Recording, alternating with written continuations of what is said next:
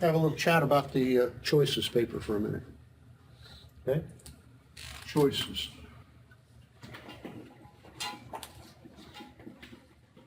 Choices paper due about February 6th. The format is explained in the syllabus. 5 to 8 pages, double spaced. That's the prose part.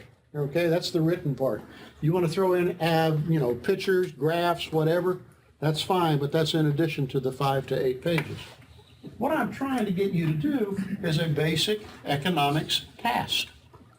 I'm asking you in this paper to tell me, but mostly to tell yourself, what are you going to do with what you got?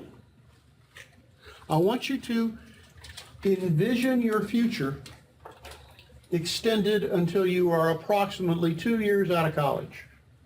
So I say, let's say over the next 5 years. Imagine that yourself that you're 1 or 2 years out of college. That's what I want you to think about and write about.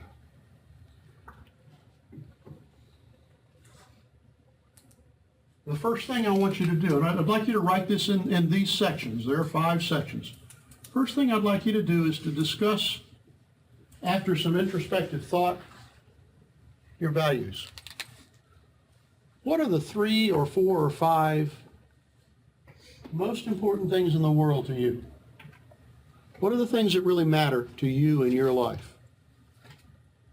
What are the things that are important? I'll share a couple of mine with you very quickly.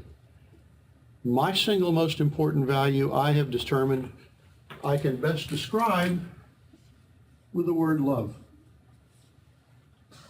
Love is the affinity and good feeling towards others, hopefully reciprocated, that I experience first and foremost with my immediate family, my wife, my children, and my grandchildren. That's the most important thing in the world to me. I'm going to take care of that. And anything that threatens that, I'm going to stand it down. I'm going to face it down. I'm going to defeat it. I'm going to prepare for it. I want to protect these very, very important people. Beyond that, I have a small group of very, very, very close friends, almost like brothers and sisters. They're very important to me. Spreading out like the ripples in a pond when you throw a stone in there, there's another layer of acquaintances and friends, etc., going further and further out. To me, the interrelationship between me and the people I care about is the most important thing. That's my view. My second most important value, if you will, is laughter. I am not sarcastic. I enjoy enjoying life. I want to be surrounded with people who have optimistic views, great senses of humor.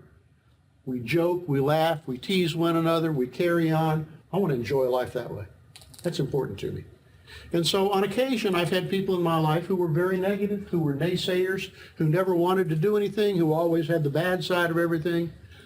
And I have, as gently as possible, but as firmly as necessary, I have drop-kicked those people out of my life. Let's do a quick experiment.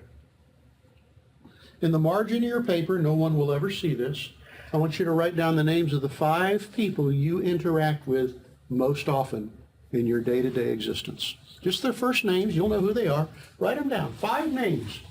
The 5 people you most often talk with, do things with, study with, drink with, I don't know. 5 people. First names.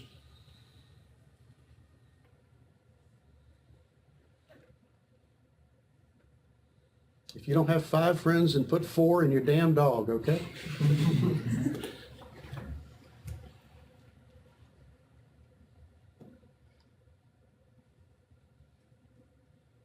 At the bottom of that list, I want you to put one more name, and that's your own. Just put your own name at the bottom, and you'll have 6 names.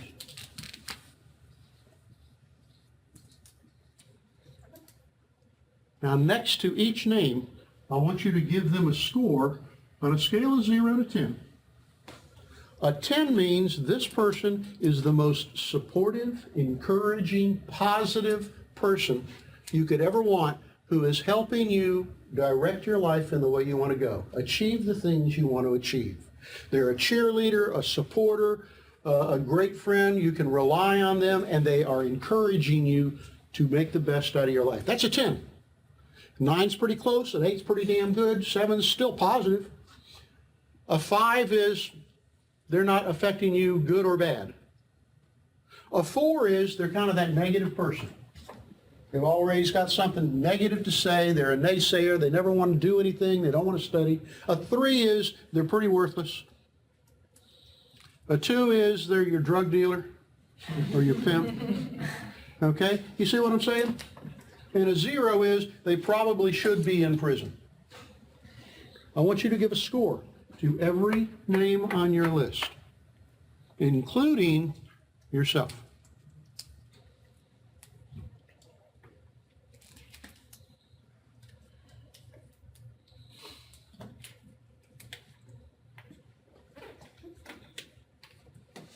Made up some numbers there. Add your numbers up.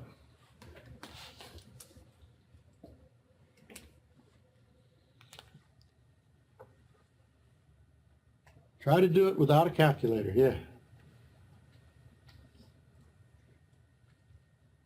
Use your fingers if you have to, especially if you're from Alabama. It's okay.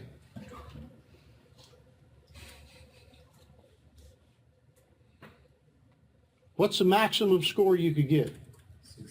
60. I'm going to tell you, if you're getting anything below a 40, 42, you need to get rid of some of the people in your life. You need to identify those people who have very low scores, and you need to drop kick them out of your life. Why is that? Because what we know happens to each one of us over the course of our lives. You become like the things you put your attention to. You become like the information that you put into your mind. You become like the things you focus on. And you become like the people you spend your time with. You take on the attributes, attitudes, behaviors, values of the people you spend most of your time with. We are adaptable human beings. We adapt to our environment based on the things that come into our mind. What comes into our mind is what we focus on and who we spend time with. Those are the two most important things that will affect the nature of the rest of your life. What do you focus on, and who do you spend your time with? Now, there's an economics decision for you. Okay? The people you hang around with will make you like them. Some folks say you will become the average of all those people. Sir? You drop kick yourself.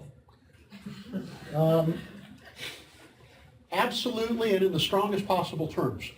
If you see that you are in fact not achieving and you are in fact holding yourself back and dragging yourself down, then you need to remedy that. How do you remedy that? Perhaps you talk with a good friend or a counselor or a priest or an advisor. Perhaps you come and chat with me and you and I find out if we can't find a counselor or somebody else who would be able to give you better insight. Perhaps you associate with other people and other organizations. And you try and discover the better part of your nature and foster that. Absolutely.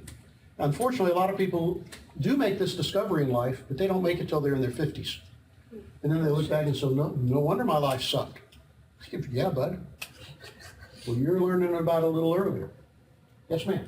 I thought it was interesting you said you become the average of it, because I was looking at my numbers and I'm exactly the average. You're exactly the average of the other 5. That ought to scare the hell out of you, unless you got some great people and your average is 9.9. I can't really drop kick people who aren't close. Well, I use the term drop kick intentionally because it seems rather forceful. What can we do instead of just kicking somebody out of our lives is we can gently disengage. We can learn to say the most important word in the English language. No. No. Hey, let's go drinking. No. Can you do that? If you want to bad enough, yeah. Good point. Yes, ma'am? As in the list, I really don't engage personally with a lot of people since I'm like a really busy person, but I happen to engage with 2 of my roommates. which happened to be a very low score. I mean, I used to like hang out with them much more, but other people just show me really their nature. And I mean, I still like, they're part of my daily base, but I choose not to really, as you say, engage. But I mean, they're still my numbers. I take very much your point that you can't necessarily just kick people out of your life. Okay, you're stuck with these roommates until the lease is up, maybe, something like that. Mm-hmm. But when you recognize that things aren't right in a relationship, I'm going to give you the next lesson. I'm going to give you the next lesson before I continue with choices. And if we don't get to choices till next class, that's okay. This is economics for you. This is the choices you make. This is the allocation of your resources and where it's going to lead you, okay? This is called the principle of exchange. Okay? Suppose you got a lawnmower and you sell it to me for $100.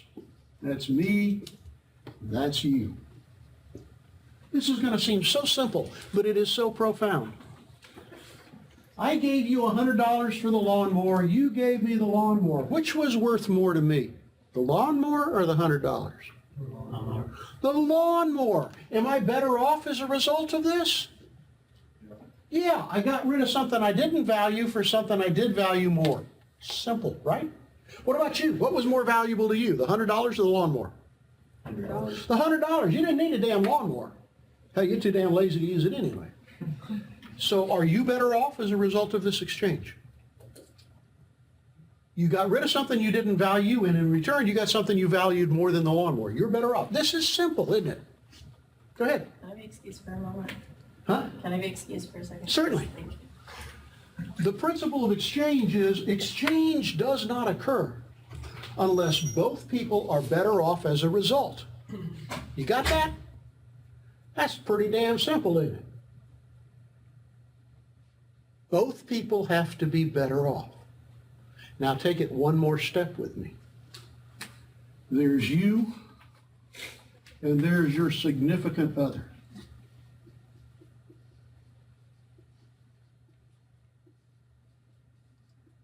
Dear friend, boyfriend, girlfriend, fiance, husband, wife. What's going on in your relationship? Every minute of every day, there is an exchange that is occurring. That person is making you feel good, is helping you out, is doing this, taking care of that, and you're doing things that are having an impact on that other person.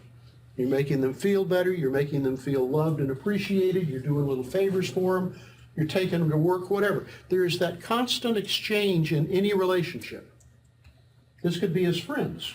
This could be as work colleagues, but in the more interpersonal relationship. What do you have to do if you want that relationship to continue? This is the key. What do you have to do if you want that relationship to endure over time? You must do everything you can to make sure that the other person is receiving more than they feel they are giving. You must make them feel that they are receiving more than they are giving. Then they will continue the exchange. You see what that says? In everything you do, everything you say, think about, am I making my partner happier? Because if the partner reaches the point that what they are giving is less than what they feel they are giving themselves, what they are getting is less than what they are giving, what's going to happen? They stop the exchange. The relationship is destroyed. This is true if you work for me as my employee. If I really want you to be a good employee capable of working on your own, minimum supervision, learning skills, being productive, being happy, the most important thing I've got to do is make you feel like whatever you're given to this job, you're getting more back in return for it. Not just money. Maybe my recognition, maybe my praise, maybe my appreciation for you being such a good person. okay? If you want to continue a relationship with anyone, you've got to make damn sure they're getting more than they feel like they're giving you. If this causes you perhaps to think, there is a book called The 5 Love Languages. It's about romantic relationships, if you will, but it also applies to other relationships. And it says we communicate back and forth in different languages sometimes. And if your partner is using a different language than you are, there is no damn transaction. Anybody familiar with that book, 5 Love Languages? Do you remember the 5 love languages? Nice. Exchanging gifts. 1, gifts. If to you it's a big deal when I give you a gift, super, I need to know that. But if you give me a gift and think it's a big deal, but that's not my language, there's no transaction. There's no real appreciation on my part. Gifts, what else? Words of appreciation. Words of affection. Okay. What's the third one? Touch. Touch. Holding hands. Whatever. Hugs. 4. Time. I'm going to take the whole weekend off and I'm going to spend them just with you. Okay. What's the last one? Anybody remember?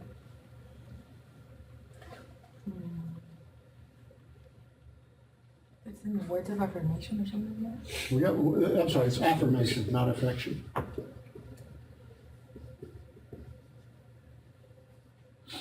I'm trying to think of the term now. Acts of service. Thank you, service. Acts of service. That's okay, baby. I'll do the dishes tonight. Don't worry about it.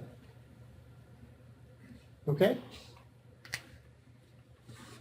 Does anyone here know for yourself 1 or 2 of these that are most important to you? What's your basic love language? I can tell you what mine is. Words of affection and touch. And fortunately, the same thing is true of my wife. So as old as we are, we still hold hands when we walk into the grocery store. Okay? I still tell her I love her 2, 3, 4, 5 times a day, and she does the same for me. And that just continues to keep that exchange positive. Neither one of us gives a damn about gifts. We don't even go get Christmas gifts, except for our kids or grandkids. It's not a big deal. Time? Oh, we spend Saturday and Sunday mornings going to breakfast together. After that, if we want to do something, we do it. If I say, hey, I'm thinking about going fishing Saturday afternoon, she'll say, get the hell out of the house. I got stuff to do. Time is not a big deal. Acts of service, we continue to do that and appreciate it. Thank you for emptying the dishwasher, sweetheart. I appreciate it. That's that exchange that has to go on if you're going to maintain a relationship.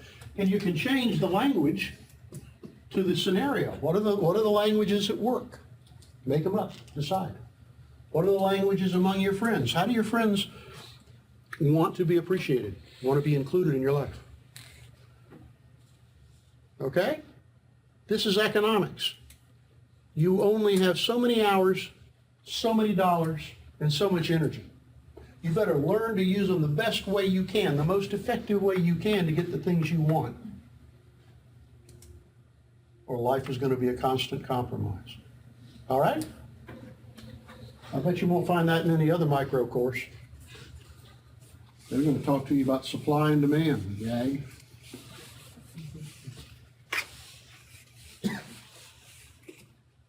Economics is about people and the decisions we make. Choices paper. First section was values. I expect you to do a pretty good discussion there, listing the 3 or 4 or 5 of them, describing them, and giving me an example for each one. Second thing I want you to do is paint me a picture of you. Your vision of you, approximately 5 years in the future. Where do you live? What kind of job have you got? How much money do you make? What kind of car do you drive? What kind of music do you listen to? What kind of place do you live in? What kind of furniture do you have? What do you do with your weekends? Are you in a relationship? Do you have any pets? Are you in any volunteer organizations? I want to know what your perfect life looks like in 5 years. And the first one of you that says, well, I don't know, well, damn it, make it up. What would be great? What would be a wonderful life? Describe it as completely as you can. And this is where occasionally a student really gets into it and clips out pictures and says, here's the car I'm going to drive, here's the girl I'm going to marry, here's the dog I'm going to have, whatever, okay. The more vivid you can make that description, the more powerful it will be to assist you. Vision. Third section. What sort of goals do you need to set and accomplish between here and there to make that happen? I would like you to define 5 to 8 goals, give or take, to accomplish over the next 5 years to make your future the future you want. I had a young lady in class one time said, one of my goals is to be debt-free. She says, I've got some debt right now and I don't want to go any further in debt. I want to graduate college debt-free. And so the next term she cut back and started taking 2 courses per term and working 2 jobs. And when I saw her 3 years later, she was graduating and she was debt-free. Commendable. Frequently a student will say, well, I want to take my real estate sales license and do some real estate sales on the side. I want to get my broker's license. I want to get my securities broker's license. I want to lose weight. I want to run. I want to jump out of an airplane. You need your head examined, okay? Whatever. Okay? What kind of goals do you need to accomplish over the next few years? And then for any one goal, just one of them, I want you to give me a pretty detailed plan. How are you going to do that? Now, the most common approach students say is, well, my goal is to get my Bachelor's of Science in Business Administration from the University of Florida in 2019. Okay, that's a good goal. What's your plan look like? Well, my plan is this. I'll transfer to the UF in the fall of 17. I'll take these 4 courses. In the spring term of 18, I'll take these 4 courses. In the summer, I'll take 2 courses. And then in the next year, I'll take these courses. And they plan out their academic schedule, term by term. What classes are you taking each term? That's a good plan. That's a good start. How many of you have done this so far? A few, I'm sure. You need to have that written down where you can look at it so you know if you're on track. So you know if you register, if you look at next term, summer, you look at summer, you say, well, summer, I want to take accounting 2021. And you get ready to register and every damn class is full. You look at this and say, well, I'll take that over here and switch this one over there. That's cool. At least you know what's going on. Remember situational awareness? Once you've got your academic plan, the next thing you do is you start looking around and say, who teaches these courses? Because some of these courses, some of these teachers are losers, right? You ever had a loser teacher? Other than this class? Still? Sure. How do you avoid the losers? Rate my professor. You go to Rate My Professor, that's a good place to start. What's your second intelligence source?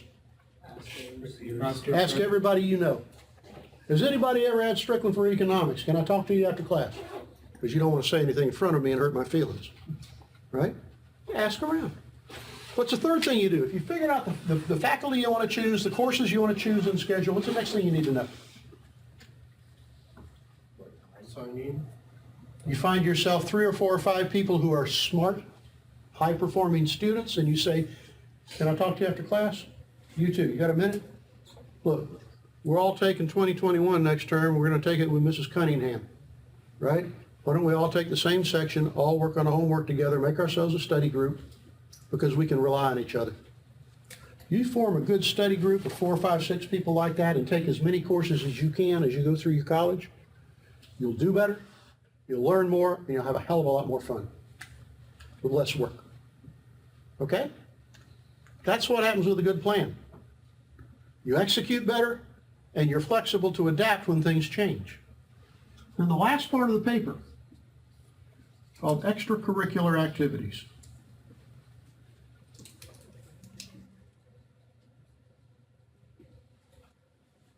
What are you going to be doing outside of the classroom for the next 2 or 3 years that's going to help create that future? Sounds kind of a squirrely question, but I want to illustrate it by telling you the story of my friend John Spence. Okay? Some of you have heard this before. Tough. John Spence was a student in my class back in the 80s. It was an economics class, a macro class, the first one. The day before we were going to have our first exam, we had class Monday, Wednesday, Friday. Friday we had class, Monday we're going to have the first exam. We'd done a little bit of a review on the board, and I turned around to the class and I said, okay, any other questions, anything? And John raised his hand. And I didn't know who he was. He's sitting up towards the front. I said, yeah.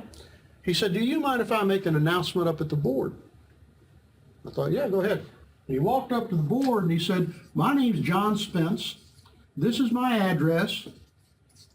Here's how you get to my house, and here's my phone number.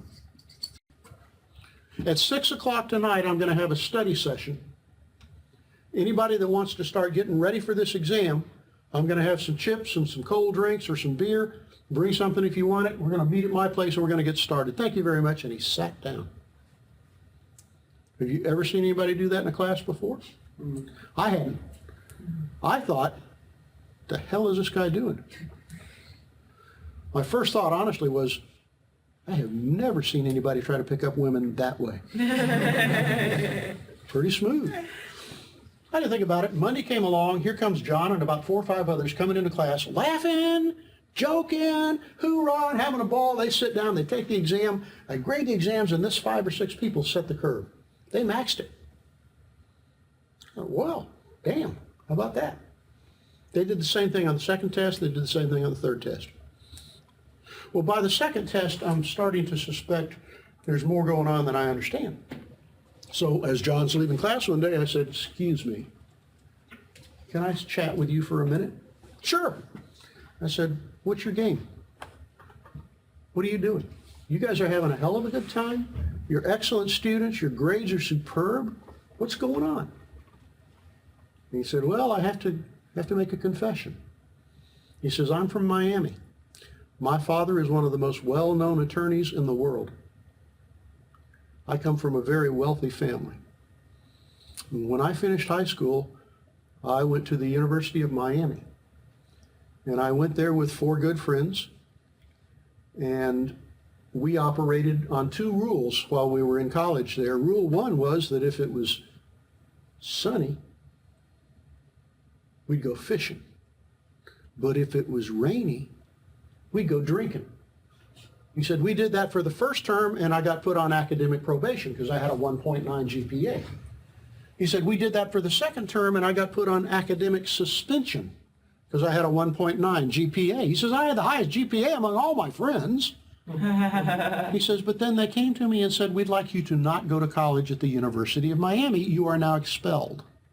He said, the tough part of that was that one wing of the law school is named for my father. Pretty hard to get kicked out of that kind of college. He says, but I managed to do that. He says, I thought to myself, no problem. I'll go up to Gainesville. I'll go to the University of Florida. And I walked into the University of Florida admissions office, showed them my transcripts, and said, I'm here to go to school at UF. And they said, we don't take people like you. You're not allowed here. And he said, I literally sat out on 13th Street and cried because I saw my entire future falling apart. I saw all those opportunities from my family and my upbringing and everything just closing out to nothing. And then somebody said, well, you know, if you go down to Santa Fe College, Santa Fe Community College at the time, he said, they'll take you. They'll take anybody. And it's true. We're an open admissions college. If you come to this college and you don't have a high school diploma, we'll accept you. We'll put you into a GRE program. We'll help you get your high school diploma. We'll put you into additional courses if you need it to bring up your skills. And then we'll put you into college programs. So we even took John Spence, dismal failure. And he said, I realized when I got to Santa Fe, if I didn't clean up my act, nobody else was. He says, and that's why I'm doing what I'm doing now. I'm starting a study group in every class. He says, I'm making straight A's. John went on from here to the University of Florida. While he was at Florida, he and I stayed in touch. We actually got to be very good friends even as he was a student, fished together. And I ran into him one day and said, how's things at UF down there, right? Freudian slip. He said, well, they're doing extremely well. He says, I'm going to major in public relations. Okay, not sure there's not a lot of money in that. He says, I'm working on it. And so he comes, we met again. I said, so how's that public relations degree going? He says, well, I grew up fishing all my life. I love to fish. And I'm going to get me a job in public relations in the fishing industry, in the maritime marine industry, doing public relations. Because what I really want to do is I want to fish off big boats and catch sailfish and marlin. And after we fish all day, I want to come home to the marina and go into the marina and have a margarita served by some good-looking girl. He says, that's my idea of a great job, and that's what I'm going to do. And I'm thinking, damn, son, you need to stop smoking that stuff. That's not going to happen. But I didn't say anything. I didn't want to, put a damper on it. So a few weeks later, I ran into him. I said, so how's the fishing thing going in public relations? And he said, well, did you know that the state of Florida is a peninsula? A peninsula. And I'm thinking to myself, they're giving you a good education down there, aren't you? He said, no, you don't understand. He says, every weekend in the state of Florida, there are fishing tournaments all along the coast. All the time. He says, what I've been doing for the last few weeks is on Friday night, I identify a fishing tournament, maybe in Jacksonville, St. Augustine. I drive over there Friday night and I go to the marina. And you know what's happening at the marina? All these fishermen in the tournament are putting their boats in the water. He says, I park, I go out, I introduce myself, I ask to meet the tournament director, I meet the tournament director, and I say, hey, my name's John Spence, I know a lot about fishing, and I love this whole fishing stuff, and I'm here to volunteer. What can I do to help? And they'll put me to work chipping ice, cutting bait, fixing fishing reels, working on motors, cleaning boats. He says, and you know what happens on Saturday morning? Somebody on one of those boats, usually 4 or 5 of them, asks me, hey, John, would you like to ride with us today while we're fishing? You can't fish, you're not part of the tournament, but if you'd like to, maybe run the boat for us. And he says, I spend the whole day out on the water with 3 or 4 of these tournament fishermen. And you know what happens when we come home? We go in the marina and get a margarita. And you know what happens Sunday morning? I get on another boat and spend all day with 3 or 4 other fishermen. And when I come home from that tournament, I've got business cards from 6 or 8 people. What kind of people? Fishing people. People who have great big boats, who fish off of them to catch great big fish and then go drink margaritas. He says, and I write each one a personal letter, and I stay in touch with them, and I run into some of them again at other tournaments. I'm thinking, what a hell of a way to spend your weekend. Having a hell of a good time and doing what? Networking. Establishing this, and not just networking, doing things to help these people and demonstrate what kind of a guy he is. He's got great people skills, great communication skills, the best fisherman I've ever met, hands down. So what happens when he's ready to graduate? He's going to graduate in May. He writes 5 of these people a letter, just 5 of them, who are very well connected, and he writes them and he says, hi, this is John. I'm going to graduate from UF in May. I'm going to be number 3 in my class in public relations in all of America. You know me personally, you know my skills. He says, this is the kind of coursework I've been doing. I've got a 4.0 GPA, and I'm looking to try to find a job in public relations in the marine industry. If you know anybody that could use my talents, would you please share my attached resume with them? That's it, 5 letters. Not 5,000 resumes sent out to a bunch of people who don't give a damn. What happens? About 4 weeks later, the phone rings. The guy on the other side says, is this John Spence? He says, yes, it is. The guy says, my name is Winthrop Rockefeller. Maybe you know the name? Rockefeller, of course. Former governor of Arkansas. He says, the Rockefeller family, my family, has a research institution down in Miami called the Bill Fish Foundation that raises money to go into scientific research on sport fishing. And we need a public relations director. And I'm holding your resume. And I'm hearing wonderful things about you. Would you like to interview for that job? John said, of course, absolutely. Says, I need a couple of weeks. I got exams, but I'd love to go down there and talk to him. Set it all up. Before he went down there, he did every other research he can to learn about the Rockefeller Foundations, the Bill Fish Foundation, the nonprofit industry, the sport fishing industry, the regulations around the sport fishing industry, wrote up a plan for him that said, if I was a public relations director at the Billfish Foundation, these are the 17 things I'd be doing.